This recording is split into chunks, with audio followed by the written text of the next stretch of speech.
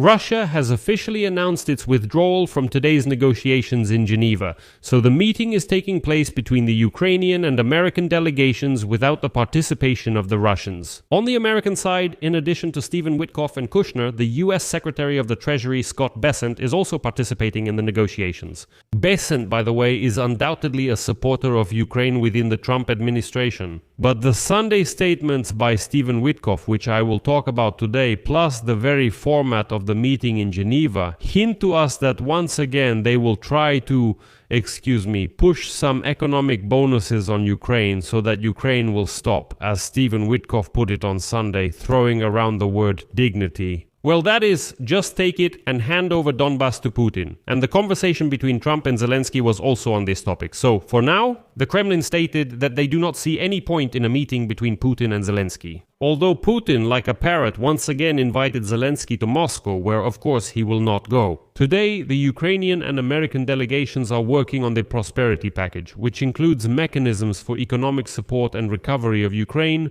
tools for attracting investments, and long-term cooperation. And by the way, that's exactly why Scott Bessent is needed. At the same time, Ukraine continues negotiations with the Russians, even when they don't come to Geneva. Flamingo missiles are increasingly attacking strategic Russian military targets deep inside Russia.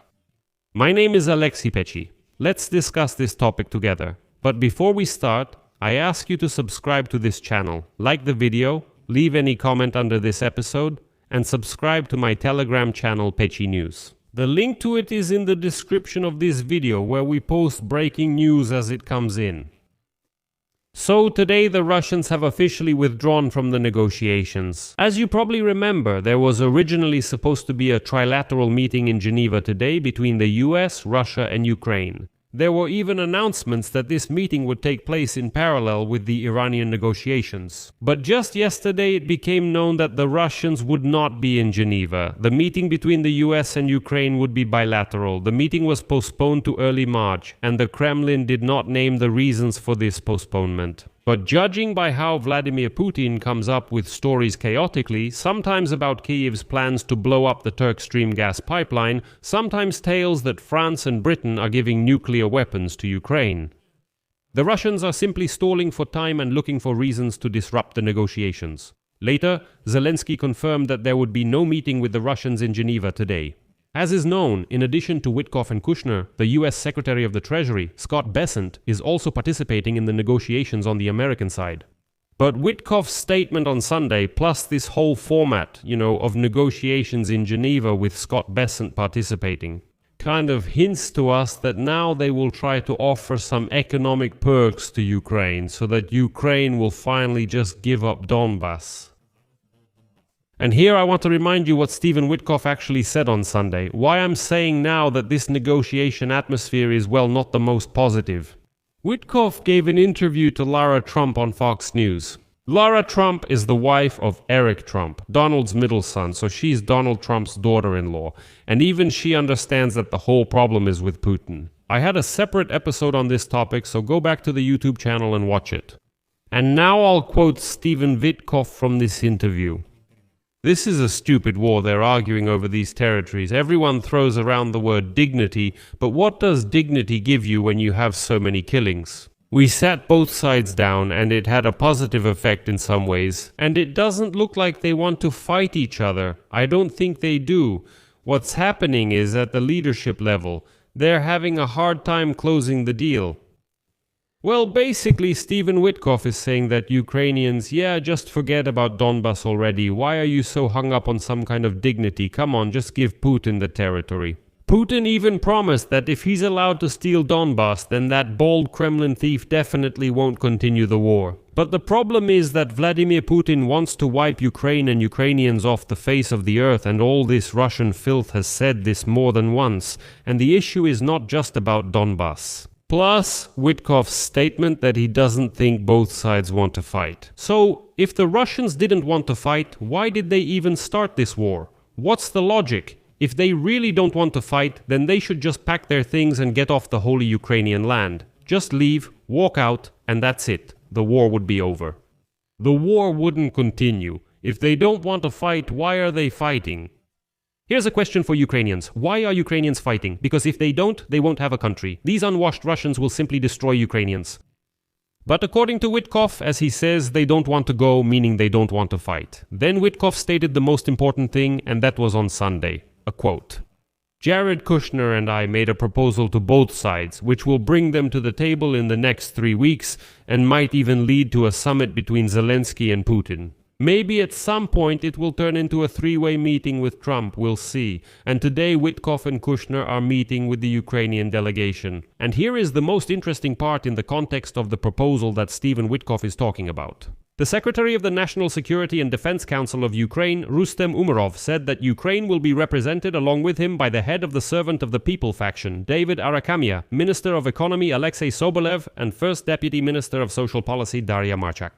And on the American side, as I already said, there will be the U.S. Secretary of the Treasury Scott Bessent, and next a quote from Umerov. Together with the government's economic team, we are working out in detail the prosperity package, economic mechanisms, economic support and recovery of Ukraine, tools for attracting investments, and long-term cooperation. There will also be discussions on preparations for the next round of trilateral negotiations involving the Russian Federation, an important section on the humanitarian track, and the issue of possible exchanges. We are counting on concrete results regarding the return of our citizens. Well, I think today Ukraine will be offered some economic incentives trying to persuade them to hand over Donbass to Putin. This is the very proposal that Witkoff mentioned back on Sunday. But it's important to understand that the Americans are also preparing some economic incentives for Russia. Because it became known that the Russian representative Kirill Dmitriev is also hanging around in Geneva today, and he is supposed to have separate talks with Witkoff and Kushner. Why do I say that Dmitriev is hanging around in Geneva? Because in my opinion, these Russians shouldn't be allowed into the civilized world at all. Just look at the comments from these Russians under my videos. They show their true face. They shouldn't be allowed into the civilized world. But at the same time, Putin's press secretary Peskov comes out and once again states that a personal meeting between Trump, Putin and Zelensky is only possible if an agreement is finalized. Well, that means Ukraine signing an agreement on Russian terms. Putin won't hold any preliminary talks with Zelensky, says Peskov. It was already clear to everyone except Witkoff and probably Trump, who insist that peace can be achieved in a month. Accordingly, today there is once again pressure on Ukraine since Witkoff believes that to make a deal, all you need to do is give up Donbass. Naturally, that's a lie. Russia's demands are not limited to just Donbass. Russia's demands are for 4 Ukrainian regions that they are trying to steal. This includes the removal of Zelensky, as they call it, as well as cultural, linguistic and religious demands and so on.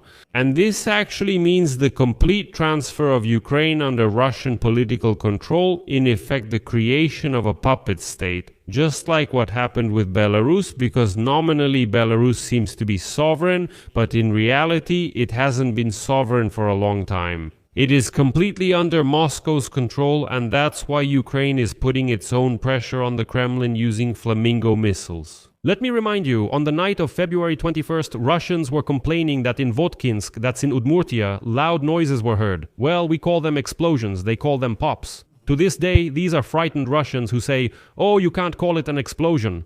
After that, footage appeared on social media showing fire and smoke on the territory of the Votkinsk plant, which produces intercontinental ballistic missiles. As a result, Ukraine confirmed that it was a Flamingo missile strike on the plant that produces Iskander, Oreshnik, Yars and Bulava ballistic missiles. I'll leave it at that. Share your opinions and conclusions in the comments below this episode. Subscribe to the channel, hit the bell, and don't forget to like. If you found this episode interesting and useful, you can support the work of this YouTube channel financially. I would appreciate it. You can do this by making any donation or paid subscription using the links and details in the description of this video or by scanning the QR code on your screen. That's all for now. Take care of yourselves, everyone. Goodbye. To be continued.